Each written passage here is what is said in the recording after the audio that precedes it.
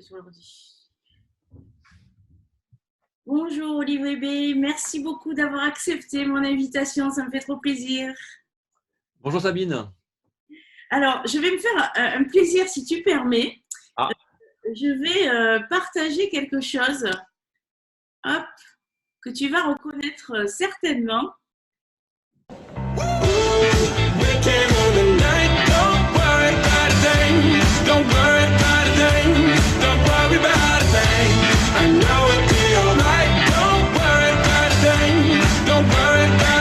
j'entends rien. Plus fort, est-ce que ça va Toulouse? Voilà, c'est un court extrait, je me fais plaisir parce que c'est Ça me parle. ton énergie et s'il y en a deux ou trois qui sont encore endormis, je pense que ça va les réveiller. Ce mec est fou, ce mec est fou. Alors Olivier, entre autres, donc l'énergie, effectivement, c'est quelque chose qui m'a attiré vraiment chez toi. Et puis j'ai vu également que tu avais fait 21 métiers en 20 ans. J'ai arrêté de compter en 2017, mais c'est un peu plus maintenant. Alors, je vais en nommer quelques-uns, hein. Enseignant, proviseur, physionomiste, chef de rang gastronomie, commercial, animateur, présentateur, conférencier, maître de cérémonie, sophrologue, coach de vie, comédien, producteur. J'ai envie de dire quel bel exemple pour les parents stressés quand leur ado n'arrive pas à trouver leur voie. Et je voudrais savoir en fait, alors, si on prend un exemple, hein, qu'est-ce qui t'a fait passer de professeur à coach? Exemple au hasard. Au hasard, au hasard. En plus, je réalise que je ne t'ai pas donné que les bonnes informations. J'étais proviseur adjoint et non pas proviseur. Mais bon, je ne suis pas à ça près. Donc, effectivement, tous ces métiers, je les ai faits. Je les ai pas faits par hasard. Je les ai faits par conviction, parce que ça avait du sens. Et tout ce parcours, même avant de répondre à ta question, je l'ai même résumé dans un spectacle que j'ai créé en 2017 qui s'appelle La vie, c'est important, comme un portant de vêtements. Donc, je déposais tous ces costumes, ces habits, ces personnages, ces métiers pour passer des messages, que ce soit sous forme de spectacle, sous forme de conférence. Mais on en reparlera sans doute. Donc, ta question, comment je suis passé de professeur à coach? Alors, coach, c'est un mot qui me titille un peu, qui me dérange souvent, parce que moi, je viens du monde sportif. Et pour moi, le coach a toujours été mon entraîneur. Ça a été le coach sportif. C'était celui qui était sur le banc de touche, celui avec qui on avait rendez-vous tous les jours. Je viens du monde du handball. J'en ai pratiqué pendant 20 ans. Et donc, pour moi, c'est ça le coach. Après, aujourd'hui, il y a des coachs pour tout. Aujourd'hui, il y a des coachs pour la déco, il y a des coachs de prise de parole, il y a des coachs pour rencontrer l'âme sœur, il y a des coachs, etc., etc. Donc, d'emblée, quand j'entends comment je passe de professeur à coach, euh, j'ai du mal à répondre comme ça rapidement sans aller directement à ta réponse que tu attends. Je me sentais pas moins coach quand j'étais prof.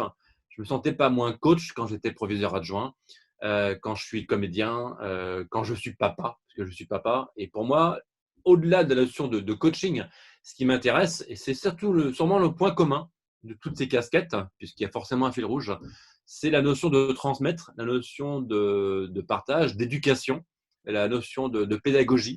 Je pense que l'être intelligent que nous sommes, on a forcément à apprendre les uns des autres. Et quelle que soit la casquette, j'aime transmettre, j'aime partager, j'aime rencontrer, j'aime donner mon avis, qu'on soit d'accord ou pas d'accord. Mais c'est comme ça qu'on avance, je trouve, dans la vie. Et donc, quand j'étais professeur, je pense que j'étais un professeur différent parce que j'aime pas trop les cases, j'aime pas trop les normes et j'aime faire à ma façon. Ok, il y avait le programme, mais le programme, je le faisais à ma façon à moi. Mais on va dire que cette notion de coaching, pour moi, c'est vraiment la notion d'accompagnement, de guide, d'accompagnateur, de transmetteur. Donc voilà, donc en fait, je ne suis pas passé de l'un à l'autre. Je pense que ça a toujours été en moi. Et ça l'est d'autant plus aujourd'hui que j'ai choisi des supports et des médias différents pour passer des messages, que ce soit dans des émissions de radio, que ce soit sur des interventions avec des publics adultes, des publics enfants, des jeunes, des scolaires, des plus anciens. C'est toujours l'intention que je donne, c'est quel message je vais transmettre. Et puis quand j'ai l'idée de mon message, c'est quel véhicule je vais utiliser. Est-ce que je fais un cours magistral? Est-ce que je fais un sketch? Est-ce que je fais… J'aime bien surprendre, j'aime bien capter l'attention de façon originale. Et quand l'attention est captée, hop, là, je viens sur le fond en essayant d'amener une forme différente. Voilà. Donc, ce qui m'a fait passer de professeur à coach, si je réponds à ta question, c'est qu'en fait, professeur, je trouvais plus de sens dans ce métier. C'était trop restrictif, je veux dire réducteur par rapport à ce que j'avais envie de faire. Alors, je suis resté quand même 20 ans prof, de 95 à 2015, donc c'est pas si vieux que ça. Mais je faisais plein d'autres choses à côté, en parallèle. Et un jour, j'ai fait ce choix, effectivement, de transmettre différemment. Donc, pas avec l'étiquette du mot coach, mais voilà, avec celle à la fois du sophrologue, de celui qui écoute et qui va apporter son petit grain de sel pour peut-être accompagner et aider, quel que soit le contexte. Et dernière chose, il y a aussi beaucoup aujourd'hui de dérives sur la notion du coaching et on parle du développement personnel. Donc, attention, parce que par définition, quelqu'un qui a besoin d'être accompagné, on ne peut jamais aider quelqu'un de force. Je ne peux pas accompagner et coacher quelqu'un s'il n'a pas envie. Par définition, c'est quelqu'un qui ne va pas très très bien. Quelqu'un qui est au top, il a peut-être besoin de personne, même si je pense qu'on a toujours besoin de quelqu'un. Mais quelqu'un qui est au top de sa forme, il ne va pas demander à un coach de l'aider. Et donc, par définition, ceux qui ont besoin d'un coach, c'est ceux qui ne vont pas très très bien. Et s'ils ne vont pas très très bien, ils peuvent très rapidement devenir des victimes. Peut-être qu'on reparlera de ça, de cette notion de victime. C'est qu'en fait, les dérives du développement personnel, souvent je caricature, j'aime bien caricaturer et provoquer. Je dis développement personnel. C'est-à-dire que le coach, il n'a rien à foutre. C'est juste un client, il paye, hop, et next. Donc là, je caricature. Heureusement, ce n'est pas ça tout le temps. Mais parfois, il y a des dérives parce que, sans passer sur le côté gourou, tu vas pas bien, je vais t'aider, t'inquiète pas, j'ai des solutions. Et donc, ça devient un business. Et ceux qui ne vont pas bien au début vont de moins en moins bien parce qu'ils n'ont pas la bonne personne pour les accompagner. Et donc, ce coach qui n'est pas un coach, on va dire, recommandable, c'est ça qui m'embête sur coaching et développement personnel. Donc, je préfère la notion de d'épanouissement. Parce qu'on se développe tous, quelque part, on grandit, on prend de l'âge dans la vie. Mais si on pouvait s'épanouir, il y a une notion positive que je préfère. Donc voilà, l'épanouissement personnel. Et voilà ma réponse complète, ou plutôt un peu longue, sur comment passer de professeur à coach, entre guillemets. Merci beaucoup pour cette explication et effectivement, je te rejoins effectivement sur l'aspect du coaching parce que j'ai moi-même fait une école de coach et je me suis rendu compte malheureusement que parfois certains sortaient de l'école et c'était un peu dangereux parce que trop de travail déjà effectué sur soi qui n'avait pas fait au préalable et c'est vrai que Exactement. On ne peut pas donner ce qu'on n'a pas. Donc, si j'ai pas d'argent, je peux pas donner d'argent à quelqu'un pour l'aider. Si je ne m'aime même pas moi-même, je ne peux pas apprendre à quelqu'un à s'aimer lui-même. Donc, est-ce qu'on a assez travaillé sur soi pour aider les autres? La vie, c'est une succession d'expériences. Donc, on apprend à chaque expérience. Et plus on apprend sur soi, et plus je pense qu'on est en capacité d'aider les autres. Mais attention, pas parce que j'ai fait une école de coaching pendant 15 jours, 3 semaines ou 3 mois que d'un seul coup, je suis un extraordinaire coach. La vie apprend plein de choses, les écoles aussi. Je dis pas que les écoles de coaching, c'est pas bien. Mais attention à qui on va confier quelque part sa propre personne, euh, son esprit, à qui on va confier sa psychologie. Quelque part, on se met un peu à nu quand on va voir un coach. Il faut vraiment être en climat de confiance. Et je sais que ta communauté, c'est les parents. Donc, à qui vous allez confier votre enfant? Attention, on n'a pas envie de confier nos enfants à n'importe qui soit accompagné n'importe comment. tout à fait, tout à fait. Alors, tu as parlé de pas mal de valeurs tout à l'heure, de partage, de transmission, de pédagogie. Moi, il y en a une particulièrement qui m'a attirée dans tout ce que j'ai pu visionner te concernant. C'est l'authenticité. Parce que j'ai l'impression que c'est une valeur qui te tient vraiment à cœur. Et d'ailleurs, dans ton spectacle, La vie, c'est important, tu insistes beaucoup sur cette valeur d'authenticité. Donc, ben, aujourd'hui, quel conseil tu pourrais donner justement aux parents ou aux adolescents qui nous écoutent par rapport à ça? L'authenticité. Alors, c'est mon thème phare, c'est mon thème préféré. C'est mon thème générique, on va dire. C'est comme un titre. Mais après, qu'est-ce que je mets derrière? J'ai plein de déclinaisons parce que ça veut tout rien dire. L'authenticité, pour moi, c'est la clé. Pour l'exprimer comme la capacité à exprimer qui on est. Et aujourd'hui, on est tous uniques, on est tous différents. Et je reproche au système de nous mettre dans un moule. Donc, effectivement, le système, j'ai été 20 ans dans l'éducation nationale. Je ne suis pas là pour cracher sur l'éducation nationale parce qu'il y a aussi des bonnes choses. Mais je reproche à ce système-là de de véhiculer l'image d'un troupeau. Tant pis, ça ne te déplaît pas. On est tous dans le même troupeau, on a tous le même diplôme, plus ou moins. On est tous éduqués, accompagnés, on parlait de transmission à l'instant, de la même façon, pour arriver quelque part au même résultat visé. Il faut avoir la note la plus proche possible du 20 sur 20. Si tu as 8, tu n'es pas quelqu'un de bien. Si tu as 12, c'est pas mal. Si tu as 16, 17, wow, tu commences à être quelqu'un de bien. Est-ce que c'est ça être authentique? Est-ce que c'est ça exprimer sa différence? Je ne suis pas sûr. Et moi, ça me dérange parce que on est dans un système où on nous oblige à être tous pareils, alors que notre force, c'est justement la différence. On pourrait même parler du handicap. Là, ça me traverse l'esprit. Je dis souvent dans l'éducation nationale, la différence, c'est un handicap. Parce que d'un seul coup, on ne sait pas où le mettre, cet enfant. Tiens, il parle beaucoup, il est actif, il n'écoute pas, il est dyslexique, il n'est pas comme tout le monde. Et s'il n'est pas comme tout le monde, c'est où sa place? Si on peut le mettre ailleurs, s'il peut quitter ma classe, s'il peut quitter cet établissement, ce serait bien. En tout cas, ça m'arrangerait.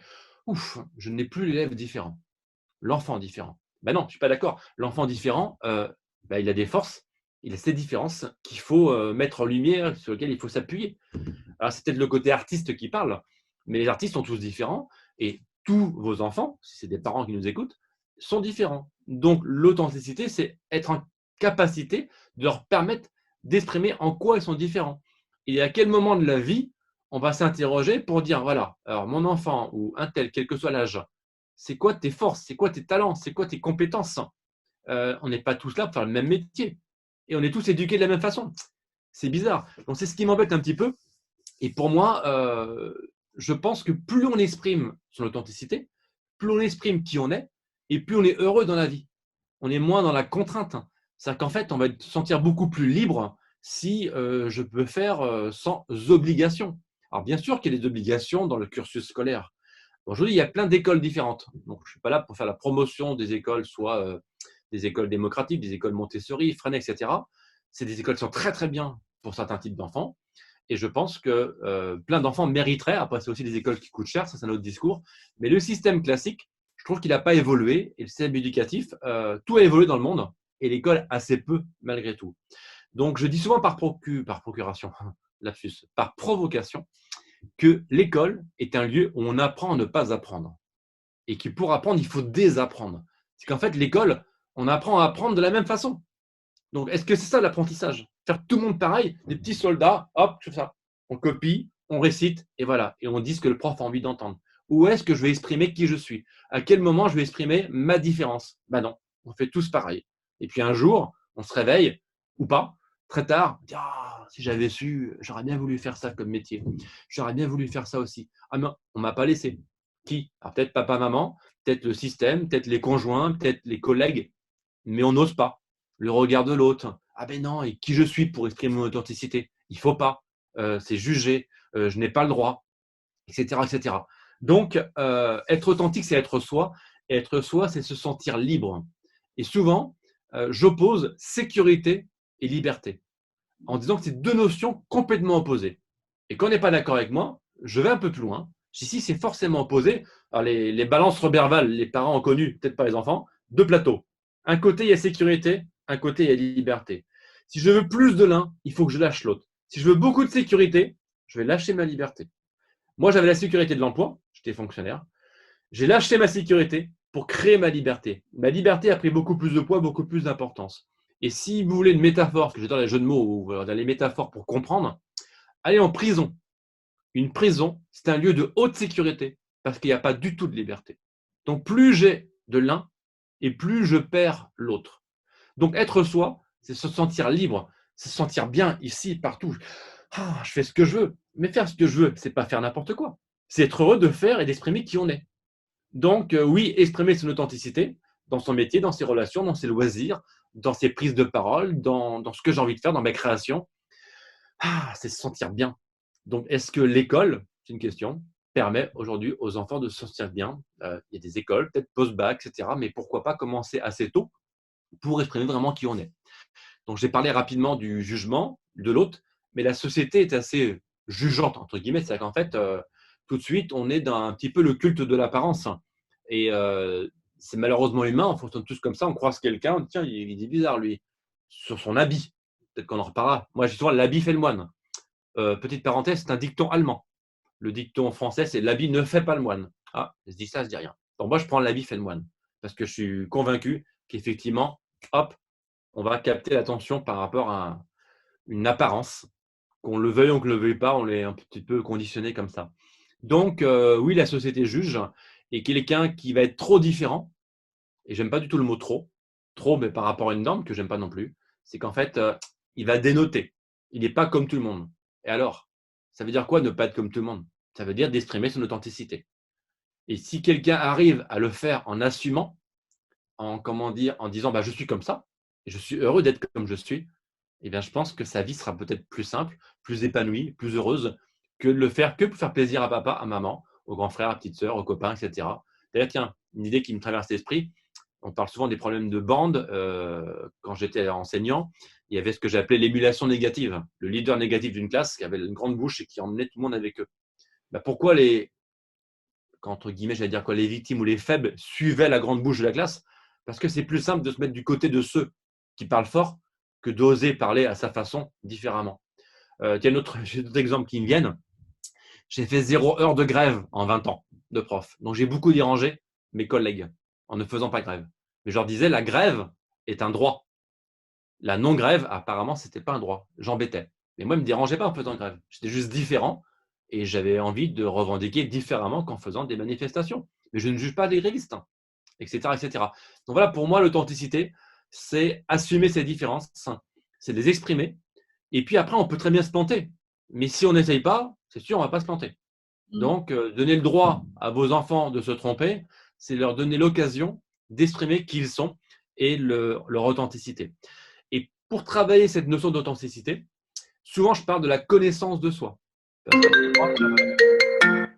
On a un appel, peut-être Jean-Michel Blanquer, j'en parlerai juste après. Jean-Michel, je termine, je suis avec Sabine, là, c'était mon ancien recteur. Voilà, parce que B, c'est pas mon vrai nom, je l'ai changé pour qu'il me retrouve. Donc, sacré Jean-Michel. Donc oui, se connaître.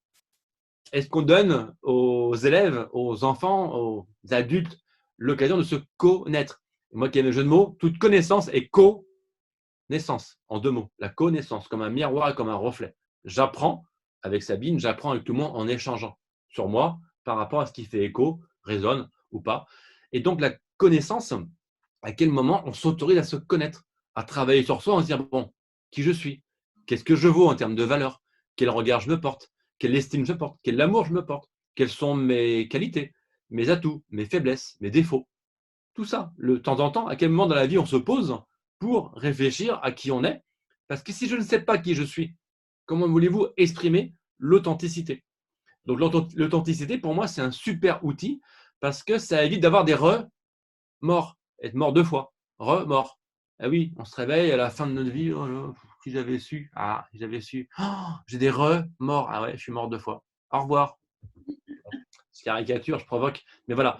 Donc c'est ça, l'authenticité, c'est vraiment un mot qui est OK général, qu'est-ce que je mets derrière? Mais encouragez ceux que vous aimez et encouragez-vous vous-même à exprimer qui vous êtes. Vraiment. Parce que on parle beaucoup de confiance en soi. On ne peut pas avoir confiance en soi si on ne se connaît pas. Une petite parenthèse, après j'arrête de répondre, que je pourrais répondre des heures. Par rapport à cette confiance en soi, on en parle beaucoup. Pour moi, le premier pilier, c'est la connaissance de soi. Cette capacité à se connaître, à exprimer son authenticité. Mais comment je fais ce travail? Donc, je l'ai donné quelques pistes là à l'instant. Je prends un exemple. Imaginez devant vous 4 personnes. Il y en a 3 que vous n'avez jamais, jamais vues. Et la quatrième, c'est votre meilleur ami, I ou IE, peu importe, votre super pote. Et je vous dis tout de suite, sans réfléchir, à qui faites-vous confiance? La plupart vont dire bah, à mon meilleur ami. Pourquoi? Pourquoi pas aux 3 autres? Parce que, vous allez me dire, parce que je la connais. Bizarre. On fait confiance aux gens qu'on connaît. Alors peut-être que les 3 autres méritent de la confiance, mais peut-être que j'ai envie d'apprendre à les connaître. Si je vais plus loin, si c'est des parents qui nous écoutent, à qui vous allez donner votre enfant? Vous avez une urgence, vous devez partir, quel que soit l'âge. Aux 3 inconnus ou à votre super ami? Là, forcément, bah, super ami, parce que vous la connaissez. Ça veut dire qu'on fait confiance à des gens qu'on connaît. On accorde notre confiance à des gens qu'on connaît. Alors pourquoi on se ferait confiance si on ne se connaît pas? Eh oui. Donc on fait confiance à ce qu'on connaît, et puis nous, on nous demande d'avoir confiance. Mais est-ce qu'on se connaît? Donc ne faisons pas les choses à l'envers. Prenons le temps de travailler sur nous, de nous connaître, Et si on se connaît, ah bah, ok, ça je sais faire, ça je sais pas faire, ah, ça il faut que je m'améliore, ça c'est bon, je suis tranquille, et voilà. Et je peux me faire confiance. Donc, quand les gens n'ont pas confiance, ça revient un petit peu au coaching, première question. Allez, il faut que tu aies confiance. Quelqu'un qui est down, quelqu'un qui est pas bien, qui est au plus mal, dites-lui, il faut que tu aies confiance, il va dire, bah ouais, mais c'est dur. Bah ouais, il faut se connaître. C'est le mode d'emploi. Acheter un appareil électroménager, allez-y, aie confiance. Bah non, attends, je vais regarder le mode d'emploi. Une nouvelle voiture, ok, il y a des voitures, il y a beaucoup de métaphores automobiles que j'utilise en général. Les voitures, il y a plein de fonctions qui appartiennent à toutes les voitures. Et si vous achetez une voiture plus perfectionnée, eh bien, il faut la connaître pour pouvoir conduire en confiance. Je ne vais pas partir faire 1000 km sans connaître ma voiture. Non, je vais apprendre à la connaître. Et quand je la connais, j'ai confiance en moi et en elle. Donc, pour faire confiance, il faut connaître, que ce soit soi ou les autres. Voilà. Ben, merci. Je pourrais vraiment rebondir sur 10 milliards de choses, mais ça prendrait trop de temps et c'était hyper riche. Et c'est vrai que juste un point, tu vois, parce que tu m'as éclairé là sur l'aspect sécurité et liberté, parce que c'est quelque chose qui vibre en moi quand tu as dit ça, parce que je suis en plein dedans, vu que je viens de lâcher aussi le salariat pour ma liberté. Et, que je vis pleinement et avec un bonheur absolu. Et c'est vrai qu'en tant que parent, tu vois, je témoigne juste de ça parce que je pense que les parents parfois culpabilisent un peu trop et il faut pas. Mais on commet tous des erreurs. Et par exemple, tu vois, moi, en tant que mère, ben, j'ai reproduit exactement ce que mes parents avaient fait sur moi, tu vois. Je voulais C'est humain, c'est normal et on a été, entre guillemets, comment dire, éduqués comme ça, fabriqués, conditionnés, même si je n'aime pas ce mot comme ça. Mais voilà, après, on apprend de nos erreurs. Juste pour rebondir sur ce que tu as dit, effectivement, plus on se sent libre, tu as créé ta liberté, et plus on est heureux parce que le cadre a changé, il y a moins de contraintes. Ok, c'est plus dur. Mais pour rassurer aussi les parents, on ne peut pas apprendre sans se mettre en insécurité. ouais. Si je reste dans la sécurité, bah, je vais pas apprendre, je vais pas. Alors, il y a beaucoup cette expression sortir de sa zone de confort. Ok, c'est tellement utilisé cette expression, mais qu'est-ce que ça veut dire? C'est que la zone de confort, en fait, je suis en sécurité, tranquille. Je suis pas libre parce que je suis dans une zone qui est plus ou moins grande, plus ou moins fermée, mais je suis bien. Je sais faire. Mais si je veux apprendre, il faut que j'en sorte. Et pour en sortir, il faut casser la sécurité. Donc, il faut se faire peur, il faut oser, il faut passer à l'action, il faut prendre le risque de se planter. Mais c'est dans l'insécurité qu'on apprend. Plus je me mets en danger, plus j'apprends. J'ai rencontré il n'y a pas très longtemps Mike Horn. Allez voir comment dire, les conférences ou les reportages et les vidéos de Mike Horn. Et il y a une citation de Mike Horn qui me vient à l'esprit. Je ne sais pas si c'est directement lié à ça, mais elle me vient à l'esprit. Si vos rêves ne vous font pas peur, c'est qu'ils ne sont pas assez grands. Si vos rêves ne vous font pas peur, c'est qu'ils ne sont pas assez grands. Ça veut dire que un rêve doit faire peur, mais ça fait peur quand? Ça fait peur quand je me mets en insécurité. Si je suis tranquille dans ma chaise chez moi, je dis ah, je rêve, je ne prends pas de risque. Mais si je vais dehors et si je vais affronter des éléments ou une situation ou un entretien ou peu importe, là, ça me fait peur. Je suis en insécurité. Et dans l'insécurité, j'apprends. Et peut-être que je vais créer ma liberté dans cette nouvelle sécurité que je vais créer. Mais pour revenir à ce que tu disais, ça ne se fait pas en claquant des doigts. On peut rester dans son petit confort. Et puis, des gens qui sont très, très bien, je ne juge pas. Toute leur vie, ils sont comme ça. Ils sont heureux. Parfait. Eux, c'est leur bonheur comme ça et je ne juge pas. Mais ceux qui ne sont pas heureux, qui n'arrivent pas à exprimer qui ils sont, c'est parce que peut-être ils sont peut-être trop dans la sécurité et qu'ils ont peur de la casser pour créer de l'insécurité et des conditions pour apprendre. Exactement. Magnifique. Alors, tu sais, je suis tombée sur une vidéo de toi que tu as faite, je crois, le 1er janvier de cette année. Mhm. Et, Cool. et la vidéo, cette année 2020, donc, hein, je ne ferai pas de résolution, en fait, et je me souhaite juste d'avancer pas à pas. Donc, pour moi, tu étais un peu visionnaire, là. Et du coup, on est presque un an après et j'aimerais savoir comment résonne en toi justement aujourd'hui cette non-résolution par rapport au contexte actuel. Wow, vaste question. Alors, effectivement, je me rappelle cette vidéo. C'est la vidéo de la bonne année que j'ai fait pour la boîte de production. Et en fait, ça fait quelques années, effectivement, depuis quand, je ne sais plus, mais où effectivement, je m'interdis de faire des bonnes résolutions. Déjà, il y a bonne et résolution. Alors, pourquoi il y aurait des mauvaises résolutions? Et puis déjà, résolution, passé le 15 janvier, si on fait les statistiques, il y en a beaucoup qui ont oublié. Tout le monde s'inscrit à la salle de fitness pour perdre le poids du repas de Noël et du Nouvel An. Et puis, fin janvier, il n'y a personne. Donc, le meilleur chiffre des salles de fitness, c'est janvier. Tout le monde s'inscrit. Et fin janvier, il y a plein de places, personne ne vient. Pour répondre à cette question, pas de résolution et avancer pas à pas. Alors, je ne sais pas si j'étais visionnaire, parce qu'effectivement, cette année 2020, elle est particulière, ouais. C'est particulier. Et donc, et on n'en est pas sorti encore. Donc, forcément, on est tous impactés, quelle que soit notre casquette, quel que soit nos métiers. C'est une année vraiment très, très différente, difficile. Et comment s'en sortir autrement que faire pas à pas?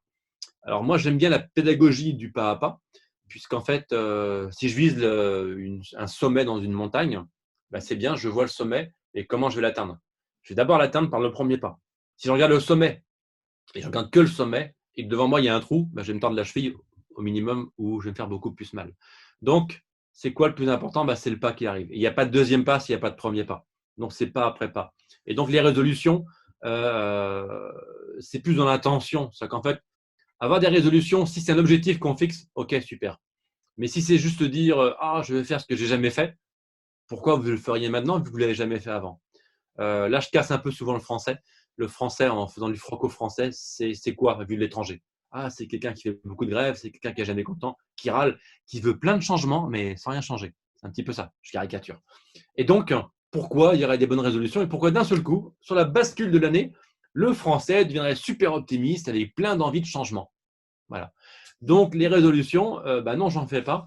Effectivement, réussir à avoir un objectif qui est assez clair, mais une fois qu'il est clair, on l'oublie. On prend juste au premier pas. Parce que si je reste focus sur l'objectif à atteindre, bah celui-là, c'est beau, et puis je peux rêver longtemps. Allez, il est beau ce sommet de cette montagne, j'aimerais bien y aller. Comment on pourrait y aller? Bah non, il faut juste s'occuper du premier pas. Donc c'est ça quand je dis pas de résolution, c'est qu'est-ce qui se passe là maintenant, tout de suite, ici, maintenant. On a beaucoup parlé pendant le premier confinement, un peu moins maintenant, mais quand même, le monde d'après. Waouh, ça va être bien le monde d'après. C'est quoi le monde d'après? Et c'est quand? Alors je crois que c'est une citation de Sénèque, je ne l'ai plus mot pour mot, mais qui disait à force de vouloir toujours aller quelque part, on arrive sur une place qui s'appelle jamais. C'est un truc comme ça. C'est ça le monde d'après. Le monde d'après, c'est demain, après-demain. Donc c'est jamais en fait. Le monde d'après, il est tout de suite, ici, maintenant. Si vous regardez cette vidéo, quel que soit le jour où vous la regardez, le monde d'après, il a déjà commencé, c'est maintenant. Donc les résolutions, c'est pas tiens, je ferai ça. Les résolutions, c'est maintenant. Et puis il n'y a pas de petite action. C'est qu'en fait, le tout petit pas, eh bien, on parlait tout à l'heure d'exprimer l'authenticité. Bah, acceptons de faire un petit pas. Et je ne vais pas me comparer. Ah, mais lui, il a fait un grand pas. Et moi, je suis nul, je fais un petit pas. Je m'en fous. Je fais le pas que je peux faire. Mais à la fin de la semaine, à la fin du mois, au bout de quelques mois, quand je vais me tourner, hey, j'ai quand même fait ça. Alors que si j'attends le monde d'après pour commencer, bah, je vais attendre longtemps. Donc, les résolutions, ce n'est pas en janvier. C'est maintenant. C'est là tout de suite. Aujourd'hui, je raccroche la vidéo avec Sabine. J'ai des trucs à faire maintenant, pas un jour. Ok, donc c'est ça mon sentiment. Et effectivement, la situation actuelle, elle l'impacte énormément. Mais je n'ai pas la baguette magique pour m'en sortir. Toutes mes casquettes sont impactées, que ce soit animateur, maître de cérémonie. Là, je faisais le fou en sautant sur l'introduction de la journée de l'audace, la vidéo au début. Là, je ne fais plus trop le fou sur les scènes en ce moment parce qu'il n'y a pas de scène, tout est fermé.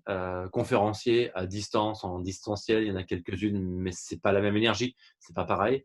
Les ateliers, les cours, les formations, pareil. Donc, effectivement, c'est très compliqué.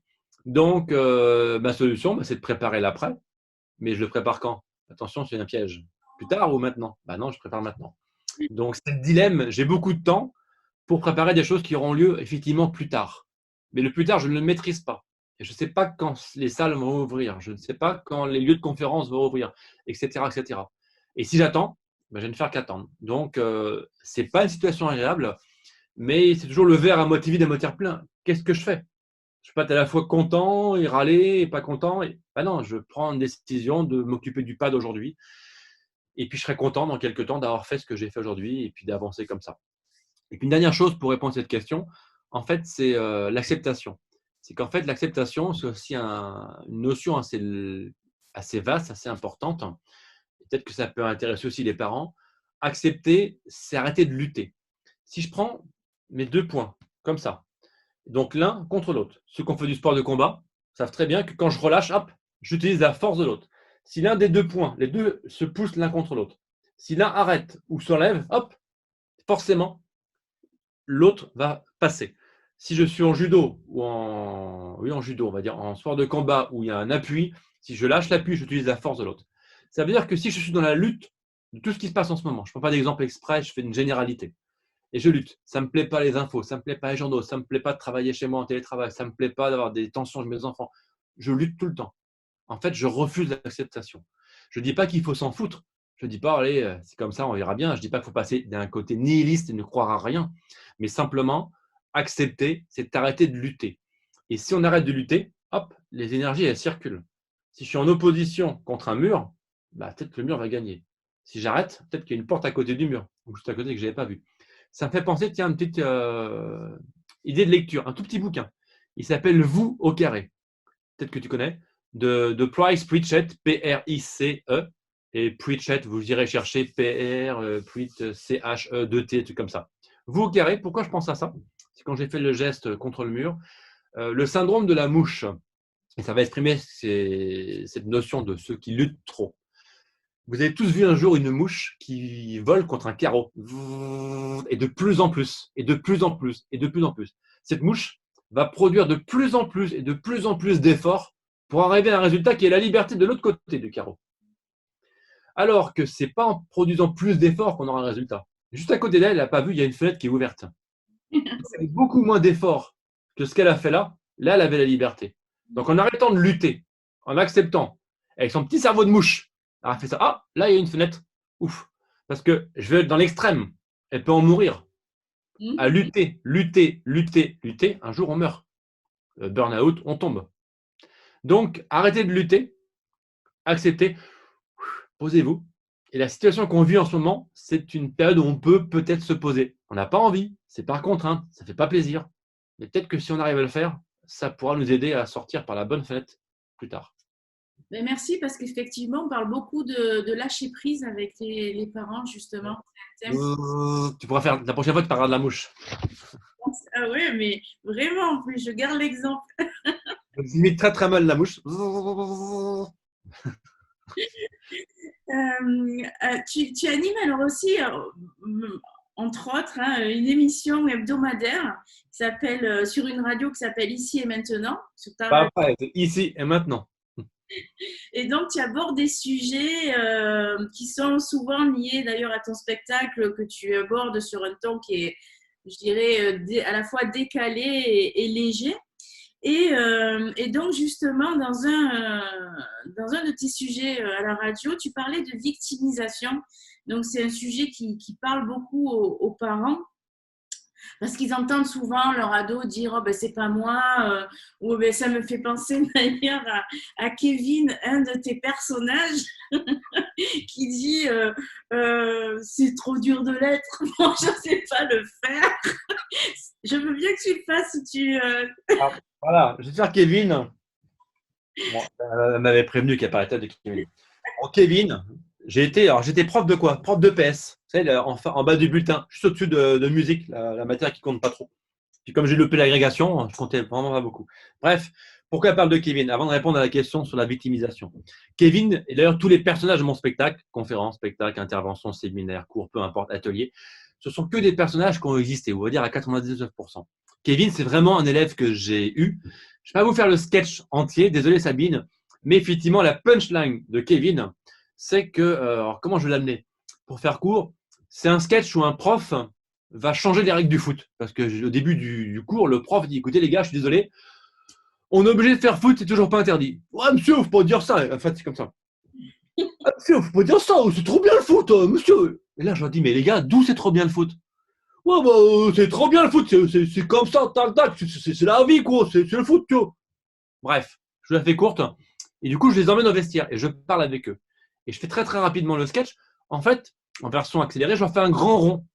Je sais pas de votre faute, c'est ce qu'on vous a appris à la télé, dans les journaux, partout. C'est avoir une belle voiture, avoir, comment dire, une belle villa, avoir une femme qui a des seins comme ça. Ouais, ouais, c'est ça, monsieur le foot. Bref. Et le pire, c'est que j'ai pas changé un mot d'un sketch que j'ai fait 4 ans avant de démissionner. Depuis, c'est devenu un sketch, mais avant, c'était vraiment un cours mot pour mot. Et après, j'ai fait un deuxième cercle plus petit, à voir. J'ai dit, là, c'est faire. Faire du foot, pas comme vous. Oh, nous, c'est jouer au foot, etc. J'ai dit, non, non, il n'y en a pas un qui sait jouer ici. Si vous saviez jouer, vous seriez dans un grand club, en centre de formation, stagiaire pro, mais pas en train d'écouter un prof qui vous vénère, comme vous dites. Et après, je fais un petit cercle au milieu. J'ai avoir, faire et être. Et là, on va être des footballeurs différents. Et là, véridique, Kevin, il a fait ça. Ah, monsieur, c'est trop dur de être. C'est trop dur de être. Et là, j'ai dit, il a raison, Kevin. C'est super dur de être. Et aujourd'hui, pour terminer sur cette remarque de Kevin, quand je fais cette conférence devant des codires, devant des managers ou même devant des élèves, j'ai fait dans les écoles d'ingénieurs il y a 2 ans, ils me regardent et je dis oui. Donc forcément, là, j'ai capté l'attention. C'est quoi ce fou? J'enlève le costume de Kevin. J'ai dit, mais Kevin, il a dit quoi là? Il a dit, c'est trop dur de être. Et vous, managers, vous, DRH, vous, parents, qu'est-ce qui vous empêche, comme ce prof, par des règles différentes, par des consignes différentes, de permettre à votre enfant, à votre collaborateur, à votre employé d'être? Et du coup, de avoir, faire être, devient être, faire avoir. Et là, on revient à l'authenticité. Être soi permet de faire des choses et d'avoir des résultats. Et à l'école, on apprend à avoir un diplôme, avoir une bonne note, avoir un métier, avoir un CDI, avoir une femme, un chien, une voiture, etc. Je caricature, mais quand même. Donc, j'inverse tout. Effectivement, Kevin, oh, c'est trop dur de être. C'est une punchline, mais merci Kevin, si tu m'entends. Il a vraiment existé, il s'appelait vraiment Kevin. Donc la question, c'était sur la victimisation. Vous voyez qu'il le fait beaucoup mieux que moi. Non, mais c'est pas mal, c'est pas mal. C'est pas souvent que je vois des gens faire « Oh, c'est Kevin ». Donc voilà, pour la petite histoire, il parlait vraiment comme ça et je ne moque pas de lui, il parlait comme il parlait. Pendant 20 ans, j'ai travaillé uniquement avec des élèves difficiles, par choix. Donc qui m'insultaient, qui avaient parfois des armes dans les poches. Mais ça, c'est mon point de vue. Je n'ai jamais voulu travailler avec un élève qui fait ce que je lui demande.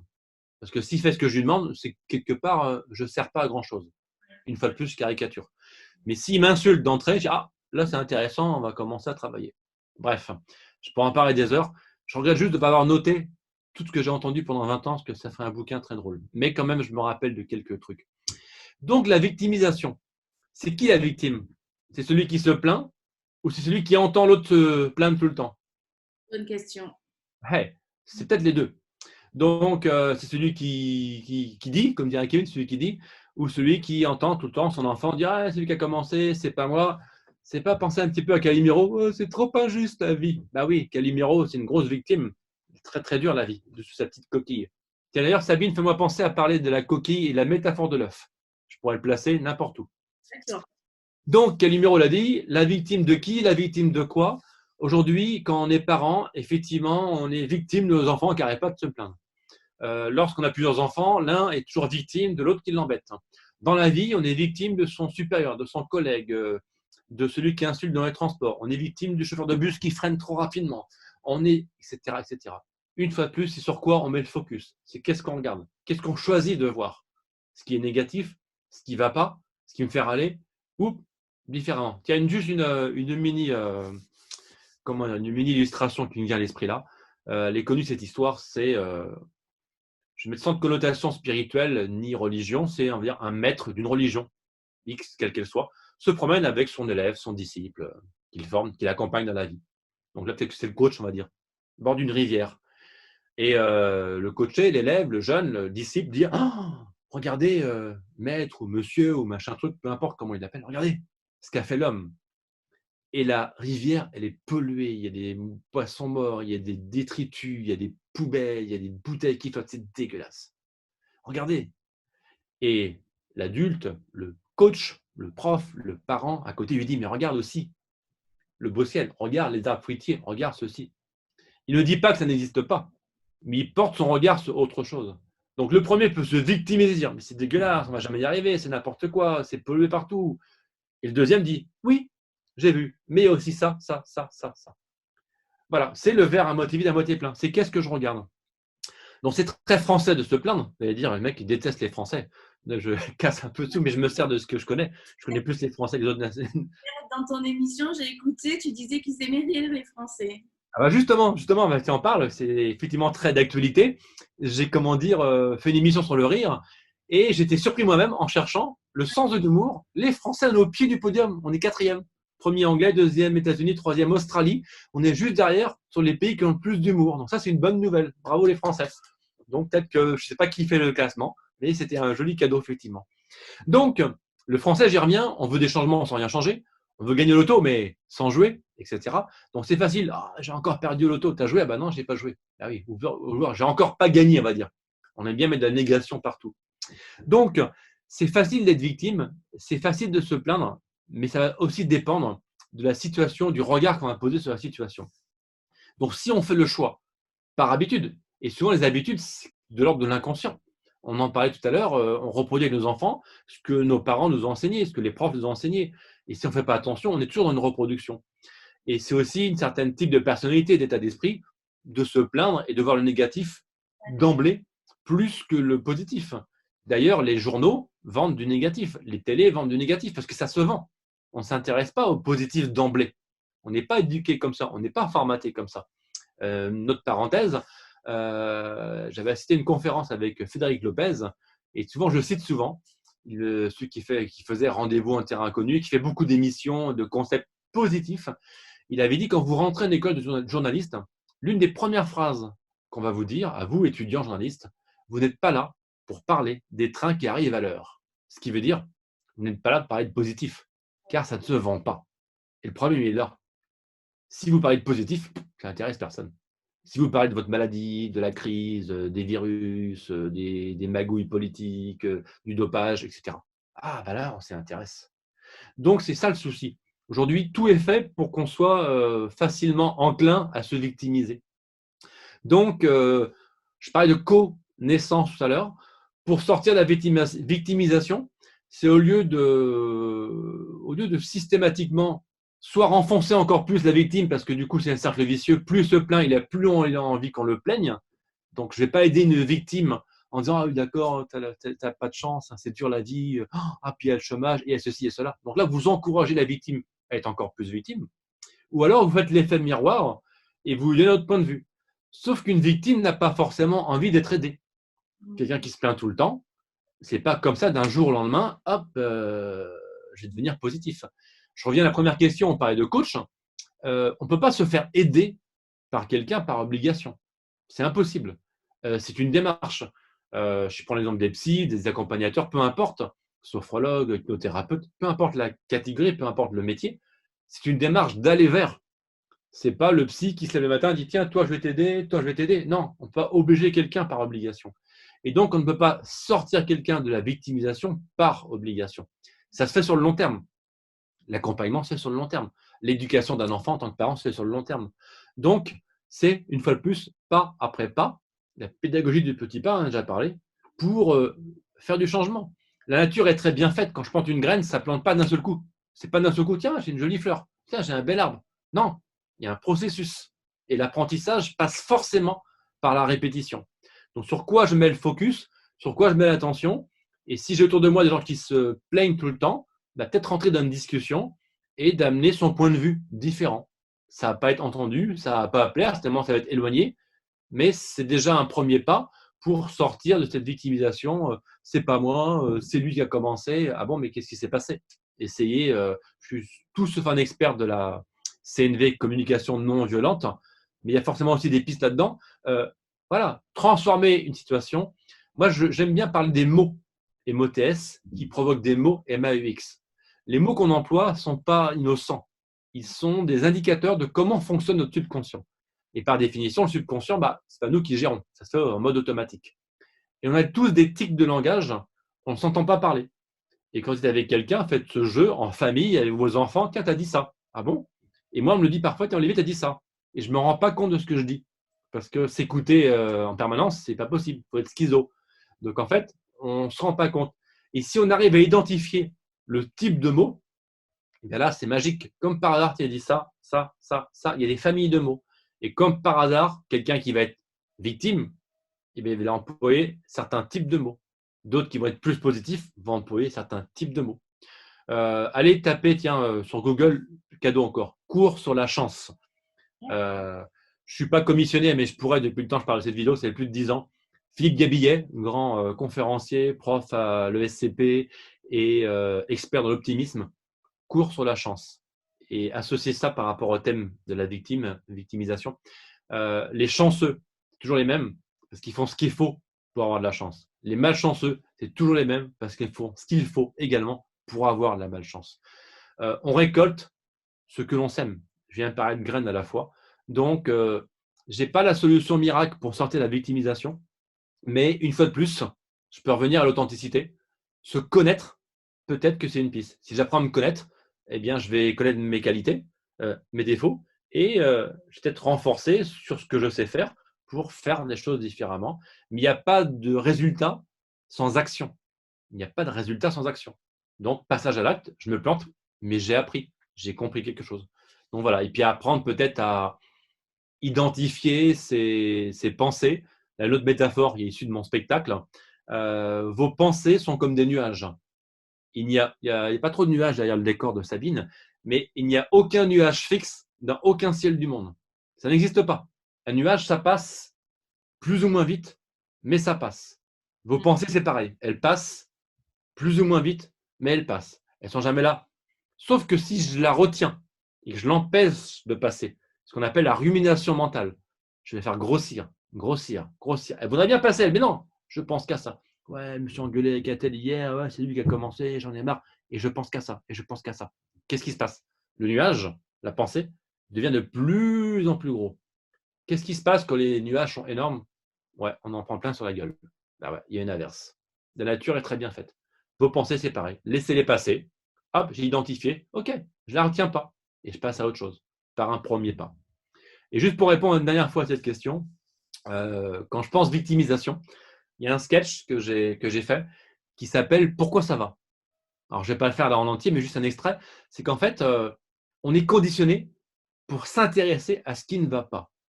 Vous arrivez au boulot ou en famille avec les enfants, ça va à l'école, c'est bien passé aujourd'hui, tu as passé une bonne journée? Ouais, ça va. Next. Si l'enfant vous dit, bah non, ça s'est mal passé, vous allez dire, ah bon? Qu'est-ce qui s'est passé? Et là, on va s'intéresser à son enfant, à son conjoint, à son collègue. Raconte-moi qu'est-ce qui s'est passé. L'inverse. Ça va? Ouais. Ah bon? Pourquoi ça va?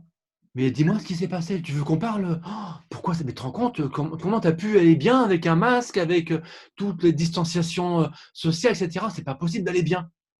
Je caricature une fois de plus pour provoquer, pour passer des messages. On ne s'intéresse pas à ceux qui vont bien. Si votre enfant vous dit ça va pas bien, vous allez vouloir l'aider, victime ou pas victime. Mais si vous dit ça va, jamais lui dire ah bon, pourquoi ça va? Voilà, je ferme la parenthèse. C'est aussi un regard et c'est un focus qu'on porte sur une situation, la victime. Dans ton spectacle, justement, j'aime bien parce que ton psychiatre dit mais Monsieur Virard, c'est pas possible d'aller bien. Si on va bien, les psys ne peuvent plus travailler. Et le psy, il est là, dans mon spectacle, en train de dire mais regardez tout ce qu'il y a autour de vous, regardez les problèmes à gauche, à droite, vous avez besoin de moi, s'il vous plaît, venez me voir. Parce que si tout le monde va bien, bah, c'est compliqué pour certains. Il dit aussi d'ailleurs une phrase très belle, les gens heureux sont des malheureux qui s'ignorent. J'ai bien aimé cette phrase. Bah oui, parce qu'en fait, lui, c'est à double tranchant. Elle est belle, mais en même temps, il dit ça pourquoi? Il dit ne soyez pas heureux trop longtemps, parce qu'en fait, plus vous êtes malheureux, et plus moi, le psy, je peux vous aider. Ou le coach, ou le parent, ou ceci. Et là, je reviens aux parents. Peut-être qu'il y a des parents, alors je dis ça sans cette tête, je fais plein de guillemets, hein, que ça arrange que leurs enfants n'aillent pas très bien, parce qu'ils se sentent utiles. Et il y a ça dans leur rapport de victimisation. Quand mon enfant va pas bien, ah, je suis là pour l'aider. S'il va bien, s'il est épanoui, s'il est heureux, je ne sers à rien. Et ça peut faire peur à un parent de ne plus pouvoir aider son enfant.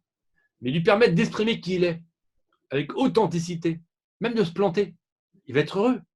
Ah, il va jouer. Un enfant joue. Et par le jeu, on apprend. Si je laisse exprimer.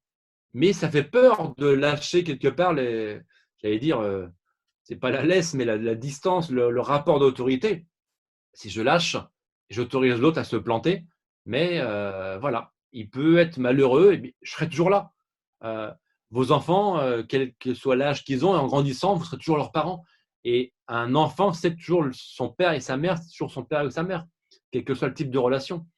Mais pour terminer sur la victimisation, c'est que souvent la victime, j'ai dit au début, j'ai commencé par ça, c'est qui la victime? Celui qui écoute, celui qui se plaint ou celui qui regarde? Et peut-être que parfois, c'est les parents qui sont les propres victimes en ne laissant pas les enfants exprimer qui ils sont.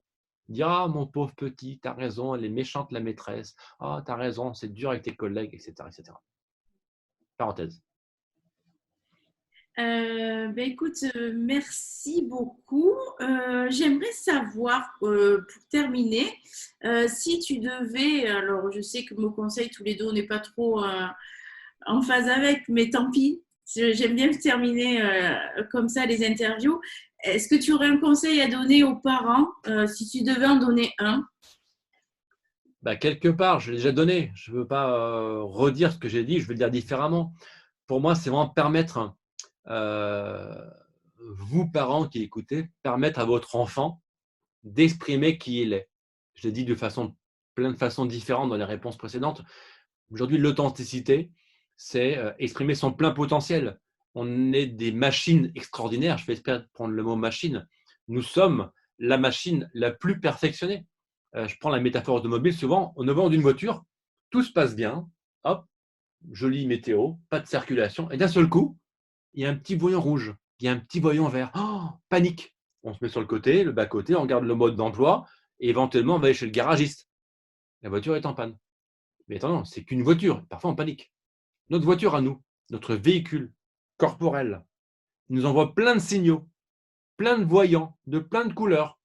Et on dit quoi? C'est bon, c'est pas grave, on verra plus tard. Oui, c'est Et ça. plus tard, on peut finir à la casse, parce qu'on ne s'écoute pas.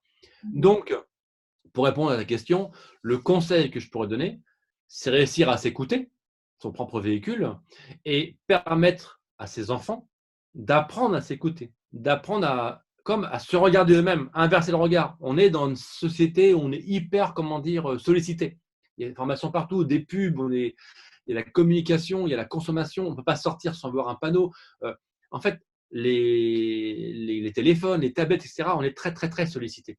Et donc, on regarde, ça sort toujours de l'extérieur. Alors que si on avait arrivé comment dire, si on parvenait à changer le regard et le mettre dans l'autre sens, de temps en temps, envoyer le regard sur soi. Et justement, tiens, je t'avais parlé de la métaphore de l'œuf, elle me vient là, donc je la dis maintenant. Prenez un œuf, et ça va résumer peut-être le conseil. Tout ce que je peux dire vient dans cette métaphore. Prenez un œuf et cassez-le comme ça. Tac. Pas forcément, c'est une image. Mais si vous voulez le faire, vous pouvez essayer. En faisant ça, je casse l'œuf de l'extérieur vers l'intérieur. Ça symbolise la faim. Ça symbolise la mort. Je casse. Si maintenant j'arrive à le casser de l'intérieur vers l'extérieur, ça symbolise le début. Ça symbolise l'éclosion. Ça symbolise la vie. Cette métaphore veut dire que les plus belles choses sont déjà à l'intérieur. C'est là, c'est là, c'est dans le ventre, c'est déjà en nous, c'est déjà dans le véhicule, dans la boîte à gants où vous voulez, mais c'est déjà quelque part ici. J'ai une conférence qui s'appelle Ne soyez plus là, LAS, car tout est là, avec l'accent.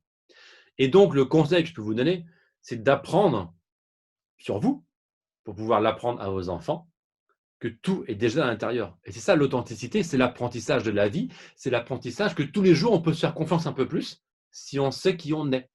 Et je reviens à la connaissance qui est connaissance. À quel moment de notre vie on se pose, et quel que soit comment on l'écrit, qu'on se pose avec un O ou qu'on se pose AU.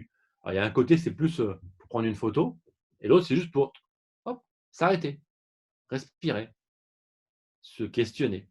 Donc, le conseil serait ça, c'est de peut-être de profiter de cette période particulière où il y a plein de pauses imposées, de réfléchir différemment et hop, pas à pas. Ne pas s'inquiéter pour demain. Demain, on verra bien.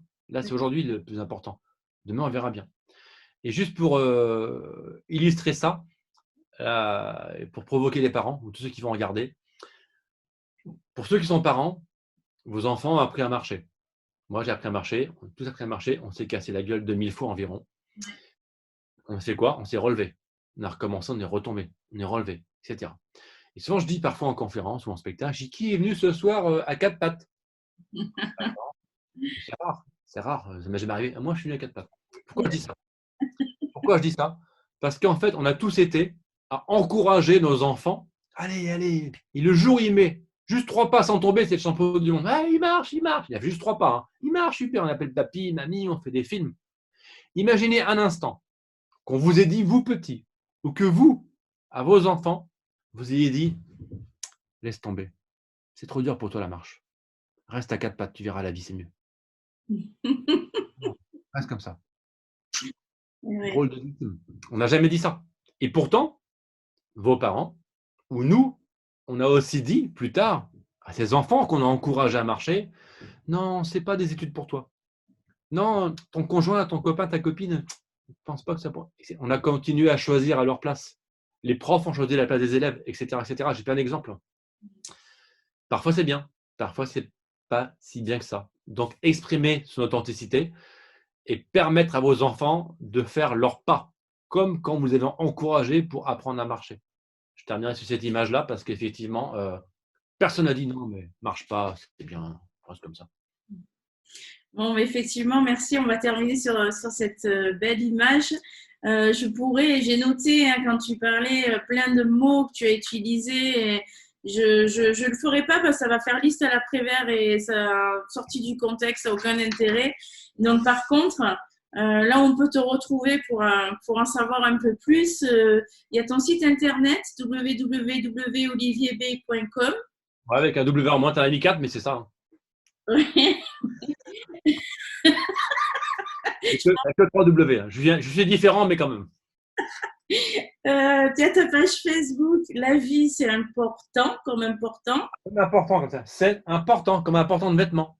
Justement, je n'osais pas te le dire, mais tu as derrière toi c'est assez épuré et je vois.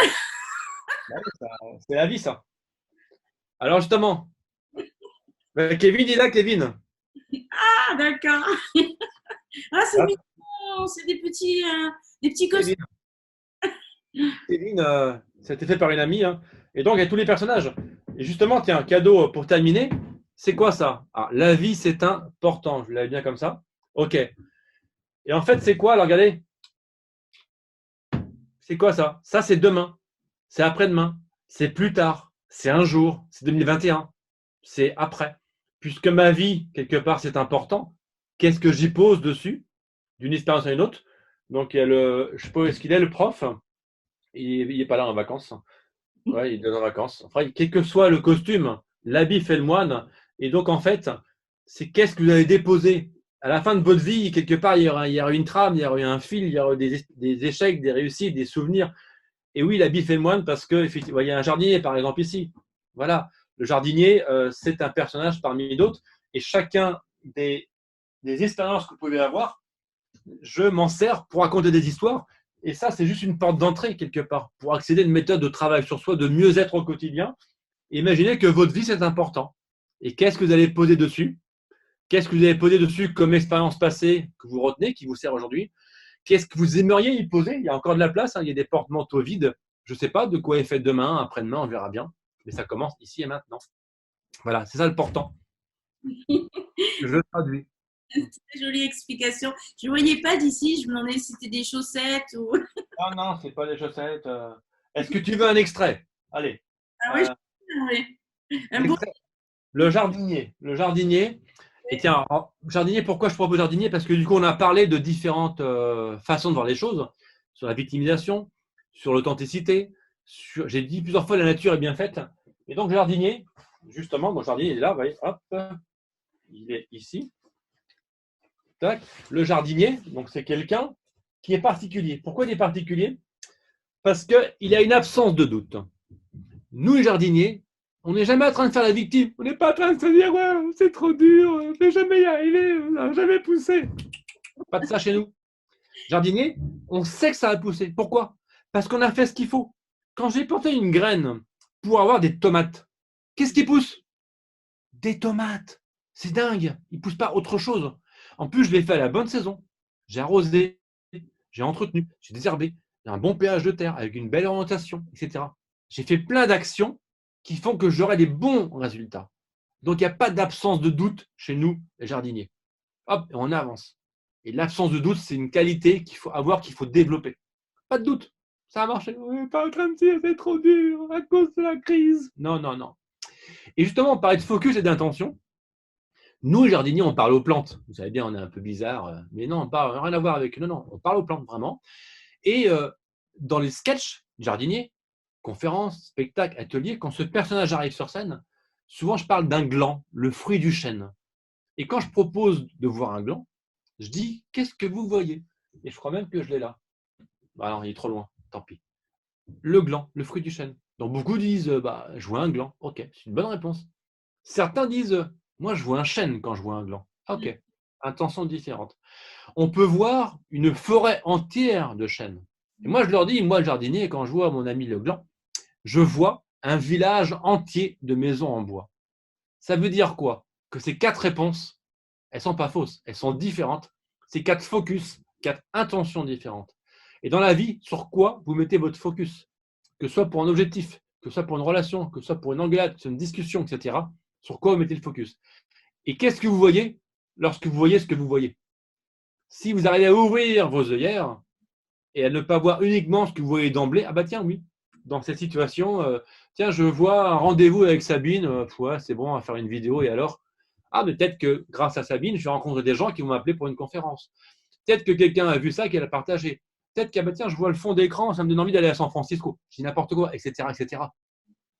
Le focus, l'intention, c'est avec l'absence de doute des choses que peuvent apporter le jardinier. Donc voilà, c'était un mini extrait.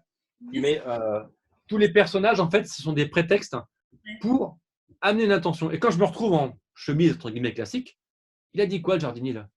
Il a dit ça. Il a dit ça. Ah oui, la nature est bien faite. Ah oui, il a dit aussi qu'on récolte ce que l'on sème. Qu'est-ce que vous avez planté comme graines en 2020? Voilà, vous voulez que le 2021 soit différent. Qu'est-ce que vous avez fait de différent pour avoir des résultats différents? Et on revient à avoir, faire, être, où je fais être, faire et avoir. En étant différent, en plantant différemment, je vais faire différemment, je vais avoir des résultats différents. Voilà. Donc, quel que soit le thème, on peut effectivement faire le choix de regarder ce qui plaît, ce qui ne plaît pas, le nuage qui passe pas. Voilà. Bien, mais sur ces belles paroles, on va malheureusement se quitter. En tout cas, c'était en tout cas, c'était super riche, vraiment.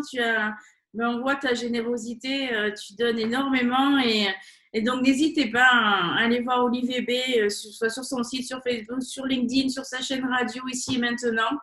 En tout cas, moi, ça fait quelques temps que je te suis, pas très longtemps, mais je compte bien continuer. Ma chaîne YouTube, qui n'est pas très développée, qui s'appelle Olivier Bay.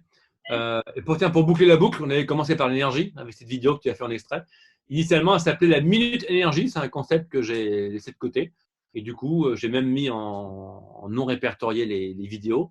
Mais c'était effectivement un concept où j'interrogeais des gens sous forme d'interview. Il y avait comme une quarantaine d'interviews.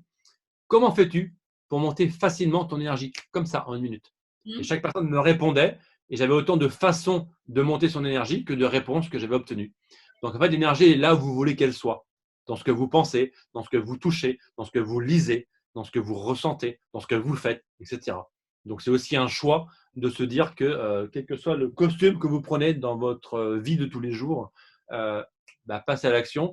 Et c'est vous qui allez créer une énergie, c'est vous qui allez créer comment dire, l'opportunité de provoquer une rencontre, de modifier un destin, etc.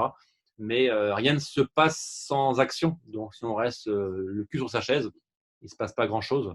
Donc, bon courage tous les parents qui nous écoutent pour accompagner nos enfants. Le mien a 18 ans et voilà, il n'y a pas d'âge pour accompagner, pour conseiller. Et je pense que même nous, parents, on apprend tous les jours. Et ce qui m'intéresse, moi, ce genre de rendez-vous, quel qu'il soit, c'est j'aime faire du sur-mesure. J'aime faire, je termine par une métaphore, j'aime cuisiner. Et pour cuisiner, il faut des ingrédients. Donc, plus j'ai d'ingrédients, je les mets tous à plat, comme ça, ou dans le saladier, je dis qu'est-ce que je vais faire? Et pour moi, la vie, c'est une cuisine. Donc, qu'est-ce que j'ai envie de cuisiner?